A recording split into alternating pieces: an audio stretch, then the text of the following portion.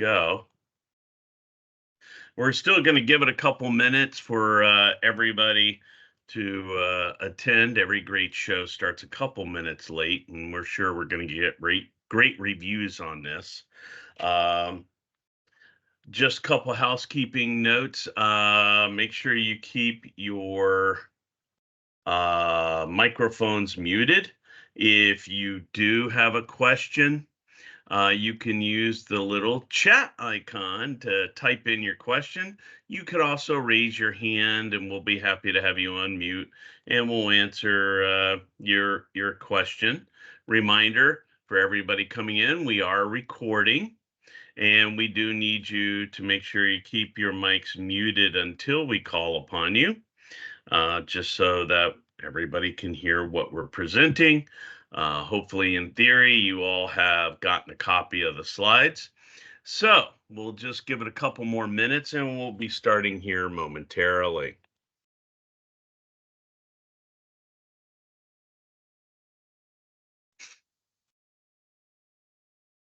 For everybody that was here 10 minutes before the starting time, I would like to give you an award, but we don't have anything. But we'll certainly give a great shout out and appreciate you being here early so that we can get through this and be able to address your questions. So we'll just give it one more minute. Since we have a minute or two, let me just throw this, I guess, Dan's way. But so Navigator, is that, because I guess I don't understand the program. Is that a grant program itself? Or yeah, we'll go over that, some Bob. type of grant. Oh, okay, all right.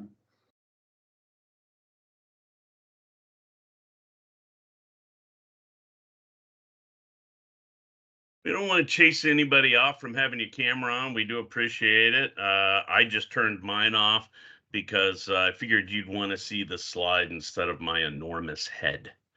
But, if it's later on in the presentation and you all vote accordingly, want to see a giant head, I will put my camera on. But otherwise, we will go over the slides. Just to let you know, we are recording. So we're going to go ahead and get started here. I think we've got a pretty good house here. So number one, make sure you stay muted unless you hit the raise your hand icon, which is at the top at about 1 o'clock on your screen. Should be a hand, so you click on that, raise your hand if you want to ask a question. That'd be awesome. You can also use the chat feature. So you can type in there. Somebody already said they want to see what my giant head looks like. Well, we'll give you that opportunity. So you can chat your question right in there. We're going to try to answer everybody's question today. The purpose of our call is to invite people who were formerly part or still are part of the Navigator program, which all of you provided a great assistance directing people to where they could get services during the pandemic, during and after. So thank you very much. And every year we do a program called Prime, the Program for Investment in Micro Entrepreneurs.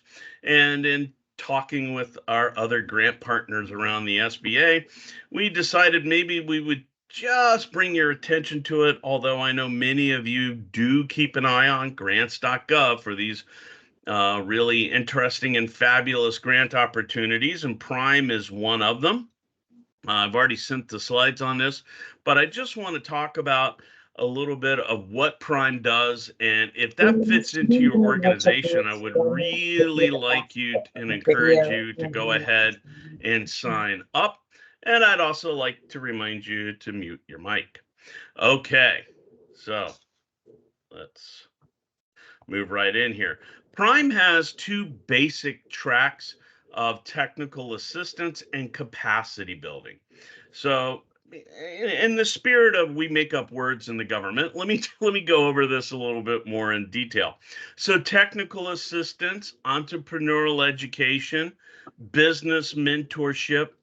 The thing to think about is, are you teaching a small underserved business basically how to fish, not giving them fish? So you're providing training and technical assistance directly to disadvantaged entrepreneurs. And we're going to define that as areas that are underserved, women, veterans, African American, Asian, people who have very small businesses that would be getting loans under $50,000, rural, or people in a disadvantaged area. So you've got a broad swath of areas that you can serve and provide technical assistance. And the Prime Grant can give you that with Track 1. So Track 1, if you read online, and we'll go into more details, can give you monies up to, what are we doing this year, Bob? Up to, Bob? Hey, I had to step away for a sec. So what was your question? What's our max on Track 1 this year? What are we giving? How high can we go? I believe it's 300,000, correct? 300,000. Yeah, last year I think it was max. Let's stay on this year. Okay, so I think it went up to 300,000, and I think Track 2 is 400,000. That's the way I remember. That's it. So if you don't need all that money, you can certainly ask for less. You wouldn't be punished or anything if you needed a smaller amount of money to accomplish your mission. So Track 1, entrepreneurial education. Track 2, a little bit different. It's capacity building. So your organization would be helping other micro enterprise development lenders to improve their programs, specifically training and services. So let's say you had experience in combining different loan funds, or you have a really great program that would allow for online Socratic learning, and you want to share this with the mission, but you need a little bit of extra grant money to proliferate it and develop it further. Track 2 could be an option for you. So in this particular case, you're helping other peers or mission lenders to develop their programs to provide technical assistance, business education. So you can apply for either track, but you have to select one and commit to it. You can't do Track 1 and Track 2 at the same time. So you have to decide which track you're going to try to apply onto. Do that, and it's competitive. And again, just as a quick reminder, I know a lot of you have been following this on grants.gov, but it does close April 30th. Let's see here. Can I advance my slide? There we go. All right. So who's eligible for Prime Grant? Well, probably a large swath of our Navigator partners. That's why we invited you.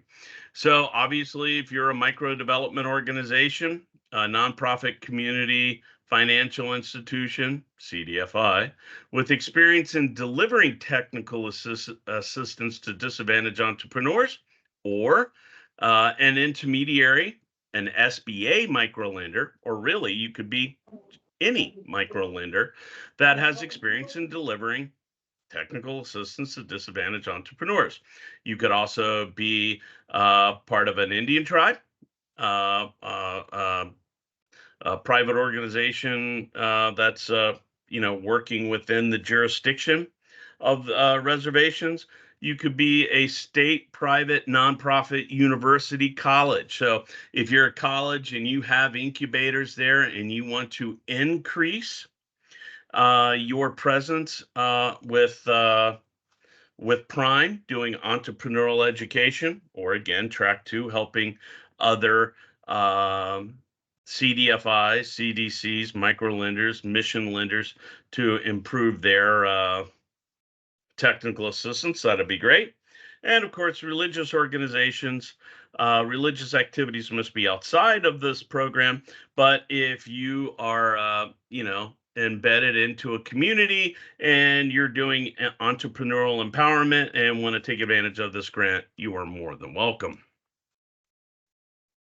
So Here are some of the ineligible folks, and I hope that's none of you here, but again, we invited all of our Navigator folks here today. So an individual person, that's not going to work. We're looking for nonprofits. Any for-profit entity, unfortunately, you will not be eligible. This grant is a competitive grant for nonprofit entities.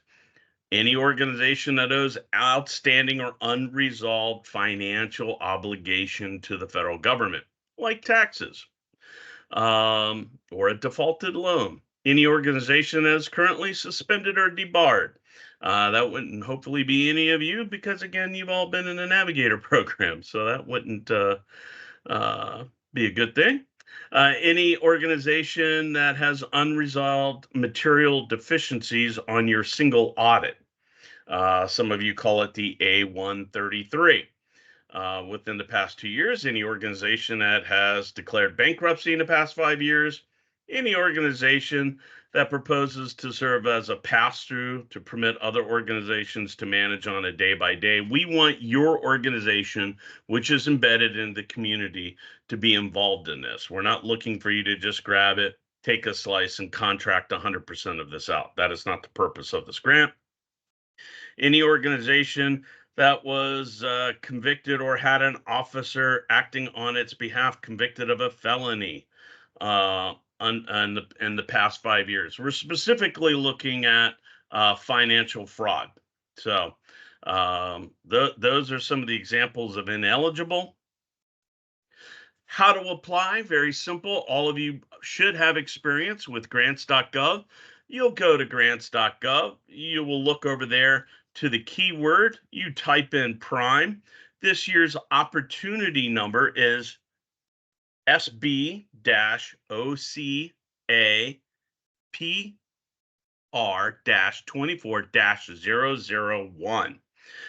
So best way to put that in is prime, and it pops right up to the top, agency SBA, and it's going to be it's open until April 30th. Then once you're in there, what we like you to do is go grab related document tab and run down here where we've circled at the bottom, revised full announcement, zip file. That should give you a vast majority of everything you're going to need to apply for this grant. You may have to grab a couple forms internally and fill those out, or go search with them on your favorite search engine. But for the most part, everything you're going to need should be in that zip file, including the instructions, and they are very, very precise. Just follow those instructions. I think this is probably one of the easier grants you'll apply to. Just follow the instructions. You do not have to reinvent the wheel. We've given you examples of how we like the questions to be gridded, and then you can add a narrative. Please follow that and do them in the order in which we present them, and you should be in great shape. So once you have that, you have everything filled out, or you're ready and you've read and you're like, okay, this is great. You can hit apply. You can start uploading your documents into grants.gov. Again, everybody here should have experience with that, and you'll attach them in the order per the instructions. And then you will get to the point where you get to finally hit submit. Make sure you have confirmation. You're going to be loading up PDFs, and I know that sometimes the upload gremlin can sometimes get a little grouchy with PDFs. So make sure the upload gremlin hasn't corrupted any part of your files. Make sure they're all looking like they're where they're supposed to be, and that they're able to be opened, and that you've submitted everything that you wanted to submit. So again, here we have an example of, registering here. So again, you just go down to applicant and applicant registration. So if you don't have experience or you need to become an applicant on grants, there you go. You can register right there on grants.gov. Should you have any questions, I can't get overly specific because I can't, it's a competitive grant. But if you have an operational question about uploading gremlins or things like that, we can do the best we can. Sometimes you're going to have to go to grants.gov, but if you're wondering, should we upload this front to back, back to front, you can feel free to reach out to me. I'm Chris. That's my super secret agent name. James Webb is my SBA name, and you can find me there. And I have a phone number, 202-619-0628. I even answer it, which is pretty cool from what I've been told. Some of you may have already reached out to me. We've had quite a few conversations here over the past few days. And again, james.webb@sba.gov. And my trusty sidekick, Robert Karasak, he is the prime guru. So he's in OFA in the micro development division as well. His phone number is 202-205-7171, Robert Karasak at sba.gov. So with that, I'm going to take a look at a couple of the questions that were typed in, and then you can start raising your hand because I know that people like to hear something other than my voice, and I will at some point turn my giant talking head on. Let's see here. We are a micro enterprise development organization, but not a CDFI. Can we still apply? Yes, you can, as long as you are a nonprofit. You can apply. Great question. Let's see. We are a social enterprise. Would we be eligible to apply for funding? Are you a nonprofit? Then the odds are probably. I'm not exactly sure what social enterprise would mean, but if you want to raise your hand and elaborate and give more detail to your question, that'd be great, or type it in. That would be awesome. Will CNPP Hub be given any special consideration for being a previous navigator? There is no special consideration. We just felt that there was a synergy with you being a former navigator or current navigator participant. So we wanted to make sure you're aware of this opportunity. Again, I know a lot of you follow grants.gov, but we wanted to just put in another call just to point this out to you that this could be something that's been available. We've been, Bob and I have been overseeing this program now for, 10, 11 years. So we've been doing it a long time, but entrepreneurial education is just kind of a synergy thing. So we're trying to make sure we get kind of a crossover. How grants are you envisioning giving them out? They're competitive. So you're going to submit. We have a scoring committee. Everything is read twice. And we take a look and we award based upon the highest points. We could go either track 1 or track 2. We'd like to get some counsel offline. Should we talk to you or to our state office? You can certainly send either Bob and I an email. We'd be happy to help. And of course, our state offices always are a great source to assist you as well. If we're not able to apply for it this time, will there be more of this grant in the future? Generally, subject to funding, it comes out every year. So I guess the long-term question is yes, there will be, as long as we, again, have that funding. Next question, will there be a track for discretionary awards this year? Currently, no. Not sure if you saw my question. I saw your question. I don't know what it was. I've been reading them in order. So if I didn't ask anything, go ahead and re-ask down below and we'll make sure we get that addressed because that's what we want to do.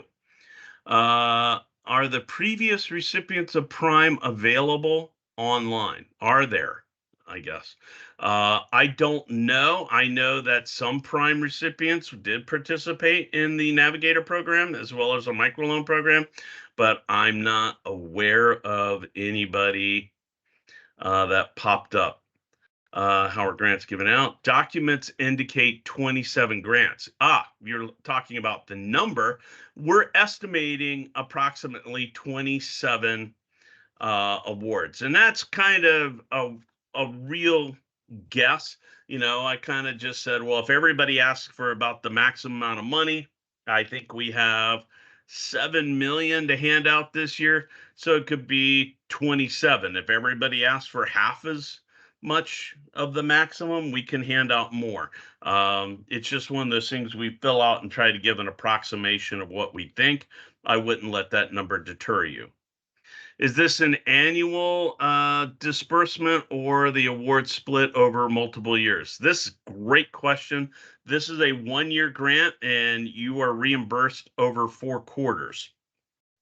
So it's a 1 year and then you reapply every year after that. Your social enterprise should be connected to a NFP. Okay. Not sure. Feel free to tell me what your acronym is, and I will make sure I give you as exact answer as I'm allowed. Sorry, that was how many grants are you going to give out? Yes, approximately 27. Are all nonprofits eligible? Well, I listed quite a few in the slides that are generally going to fall under there. If you're a nonprofit and you're involved in entrepreneurial education, the odds are very good. If you're still not sure you're eligible, you could take advantage of Bob and I and send us an email. Will this grant reporting be managed differently than CMPP project? We had some funding issues with the program and its quarterly audit process tied to reporting. We do quarterly reimbursements and we give you instructions on how you will submit for your reimbursement. You're going to tell us your milestones and you're going to give us a milestone update every quarter. And we will be looking at those and get you squared away. We don't generally have really too many delays or problems as long as you send us the information we're requiring. I don't think we are as audit intensive as what the Navigator program was. Sorry, I didn't hear your response to this. Would track 2 be similar to the hub, while track 1 is like spokes? Gosh, I'm not a Navigator expert, but you know, the bottom line. Go ahead, Dan. You can I was going to answer. No, it's not a really like a spoke and hub thing at all. Track 1 is for training and technical assistance, providing direct training and technical assistance to small businesses and prospective small businesses in underserved communities. Track 2 is a completely different track. It's capacity building for other microenterprise development organizations. So helping them improve their organization to increase their capacity, give other microenterprise organizations best practices and techniques.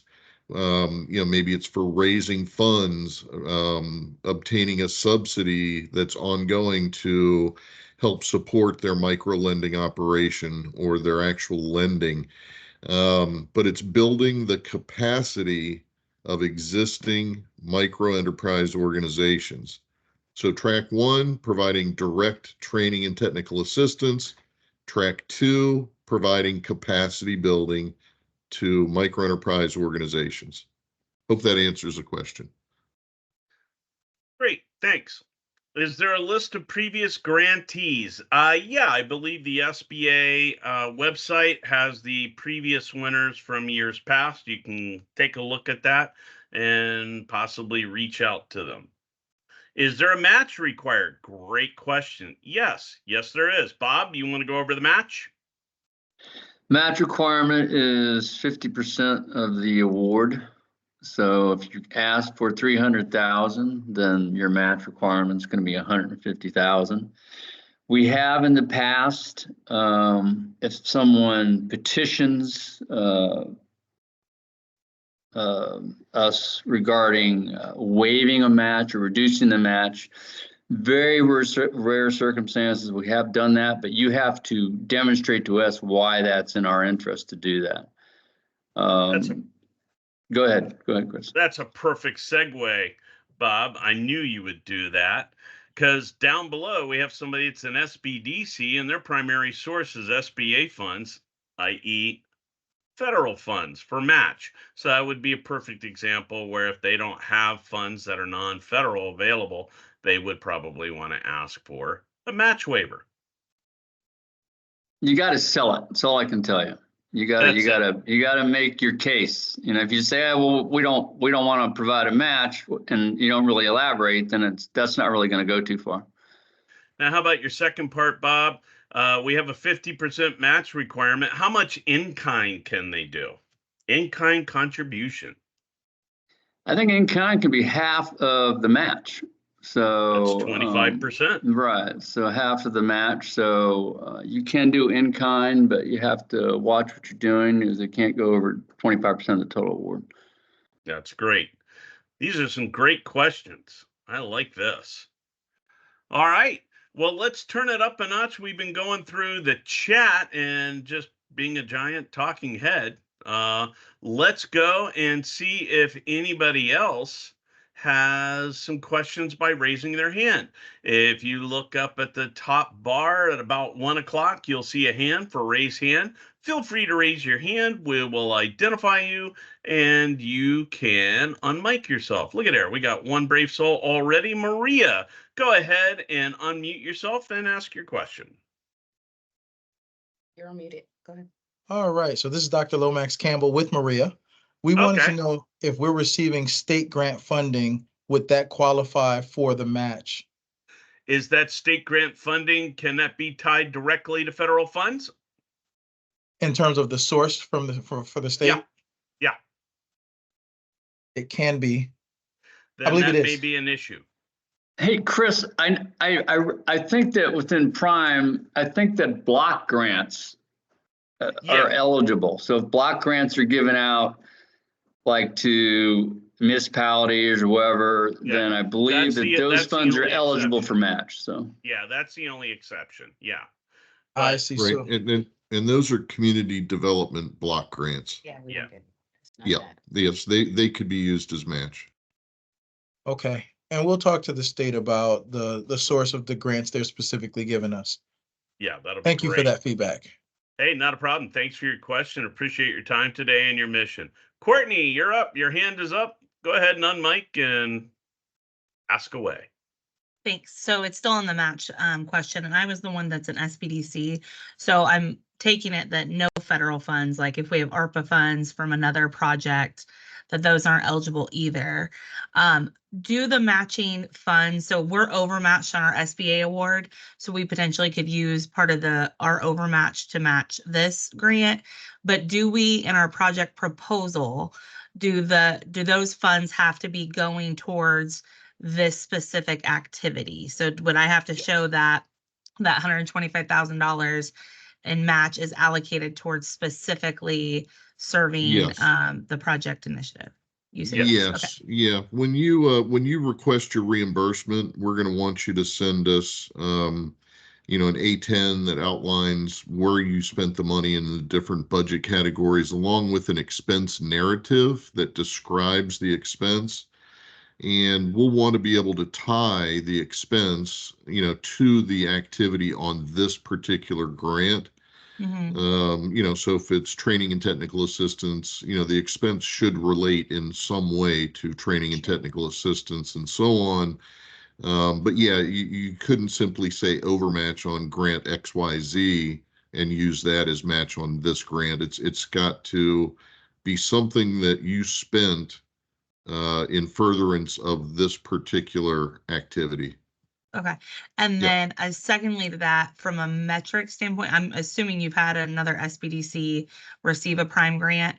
So do you know, maybe you don't know this, but if in the Community Navigator Award, we could not, like the metrics that came about from any Community Navigator funding could not be attributed to the SBDC in any way. Do you know if we took these funds and we were helping individuals get loans, do you know if those metrics then can count on the normal SBDC award, since there are, obviously there'd be oversight of that?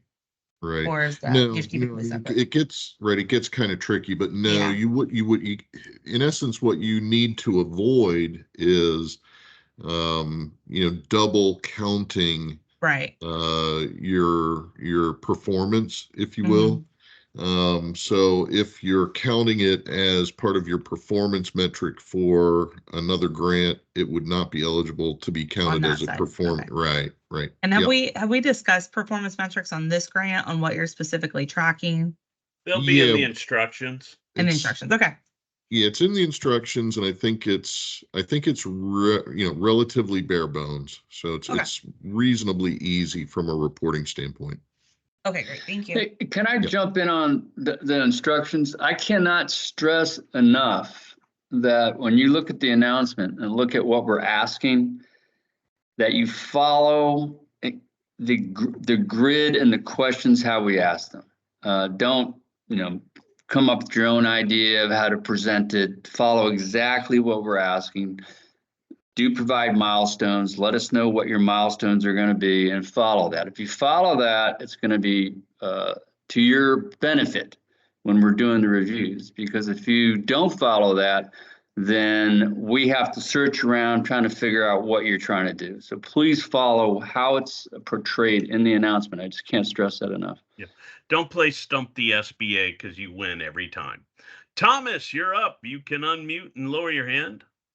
Hi there. Thank you very much. Quick question. With you guys said you've been doing this for 10 years. How much continuity do you guys have from, does this prime thing change every year or once, I'm thinking like if we would have had to learn the SBA one, the CNPP and only had 1 year by the time we learned it, it was done. So is that? No, we've been pretty consistent year over year over year.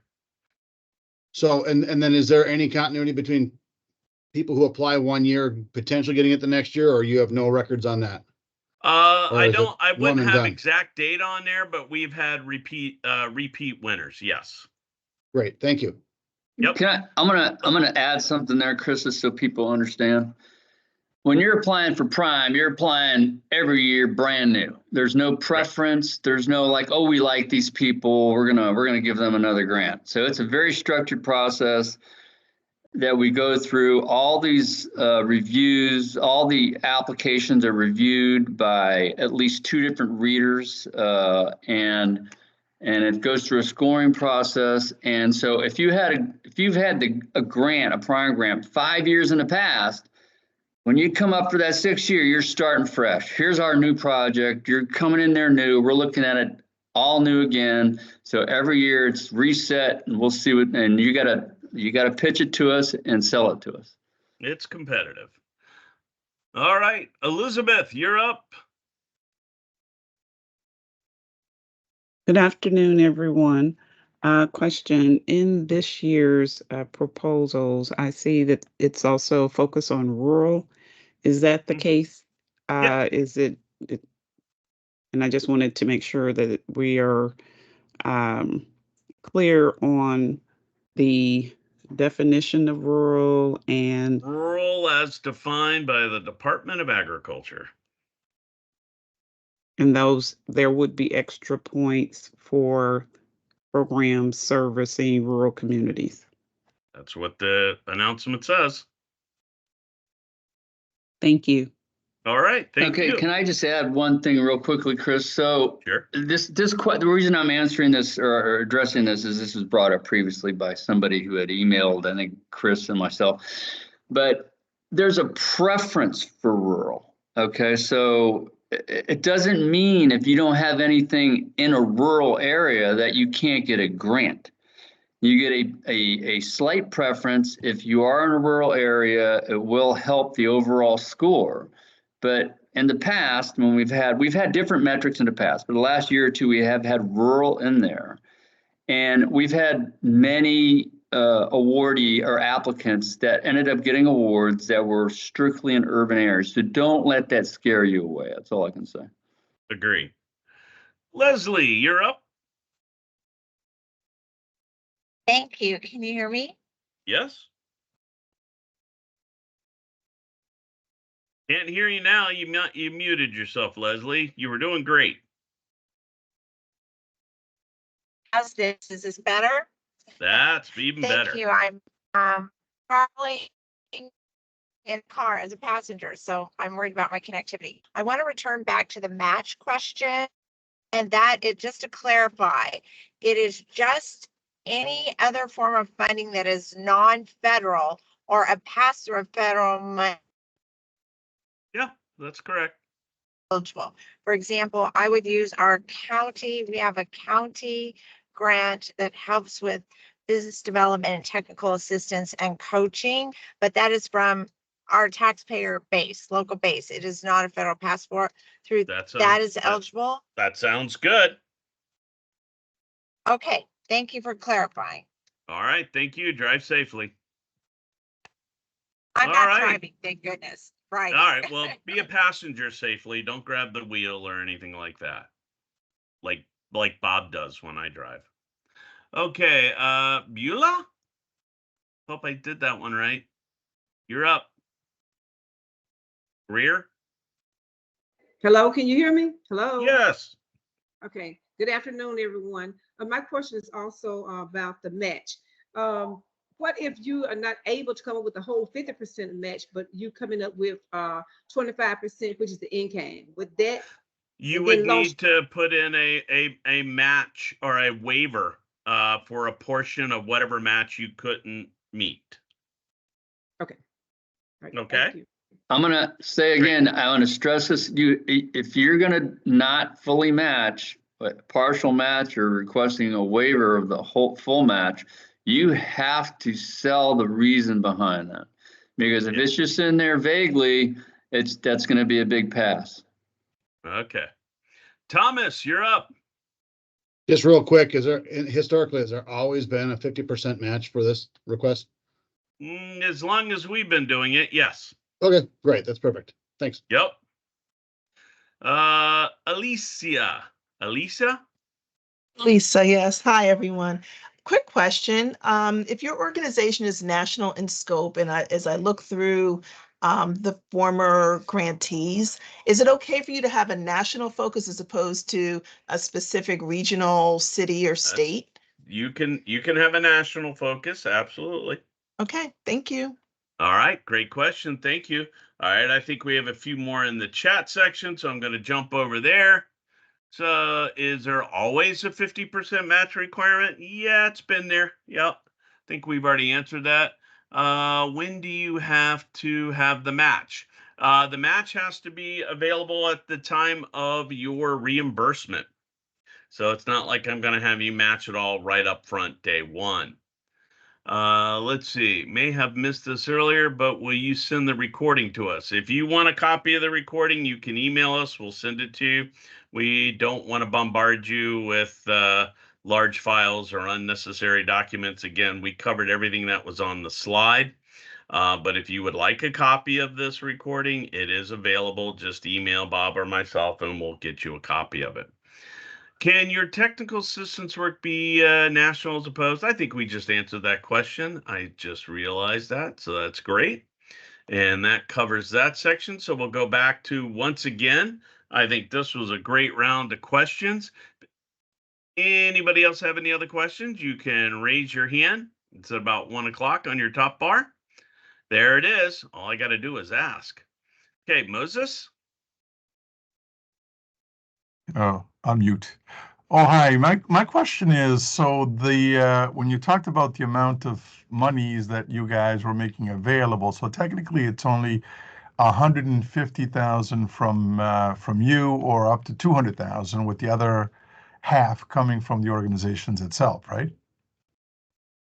If I'm offering you 300,000, you would have to match it with 150,000, which would be a total of 450,000. Oh, okay. So the 300 comes from you guys, and then the 150 comes from us. That's right. And you had mentioned earlier that the in-kind could be up to 25%. So 25% One half of your match, yes. Okay. Yep. And if So you're just go ahead. I'm sorry. So if you are getting some funding from the state that's not tied to the federal government to provide technical assistance to small businesses, will that fund count towards my match? Yes. Was that a yes? Yes, that's still a yes. We've said that one a few times. Yep. Yeah, well, I Yeah. mean, I think you had said something as long as it's not tied to other federal programs, so. That's correct. So you've got to make sure if that money is coming via the federal government, that would be an issue. But as the other example, if that's coming from your local government, the tax base, you know, their funds, then that would possibly be eligible. Yes. Okay. Yep.